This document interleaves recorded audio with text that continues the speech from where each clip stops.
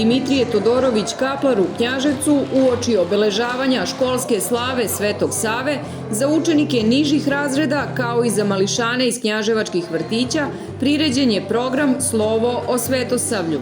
Sveti Sava je prvi svetitelj i mi mu obeležavamo ovaj dan. Pa kao sada puštamo muziku, u učionici igramo i crtamo njega. Dobro, a kako ti se sviđaju ovi pesnice? Odlično. Pevali smo himnu o Svetoj Savi, neke naše pesme.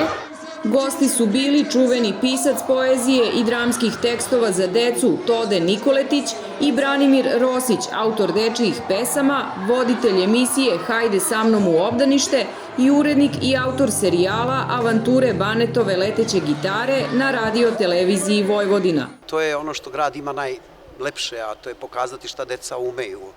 I grad može da bude ponosan, jer mi smo imali priliku da se poznamo s ovim darovitim glumcima, naravno, i posle smo toga čuli jedan prekrasan hor, crkveni hor, sve, da kažemo, u priliku Svetoga Save, dakle, to je prigoda ta, odnosno naša slava, a s druge strane i promocija knjige Danijele Milošević, što je veoma važno da grad predstavlja svoje pesničke veličine i da na taj način pokazuje svoj identitet na ovoj mapi Srbije.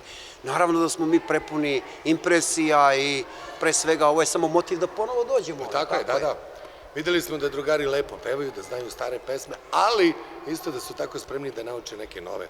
Ovo je za vas poklon, za vašu televiziju TV Trans, da napravite jedan muzički balans. Ovo su dečije nove pesme koje se već 17 godina emituju na televiziji Vojvodine. Leteća gitara kroz svoju emisiju promoviše te pesme. Danijela je juče bila, jel? I mahnula, jel? Da nije jela. Da nije jela, postala je Danica. Da li ste vi jeli možda nešto? Videli ste svi, dakle, drugari su se lepo zabavili i to je bio zapravo jedan koncert koji ulepšava detinjstvo. Nije baš tako tek slučajno, jel? Todetovi prijatelji su ovde još od ranije, a ja sam danas prvi put u vašem gradu, tako da mi je baš lepo, mislim. Kad te ovako pesmom dočekaju, onda mora biti svaki sledeći put prelep. Imate divnu prirodu, divnu decu, uživajte i negujte ih. I još nešto, glumica Danijela je obećala da će nas voditi kod nje kući na ručak.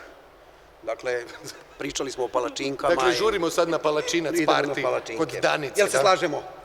Može, baci 5. Baci 5. Baci 6, evo ga. Hvala lepo.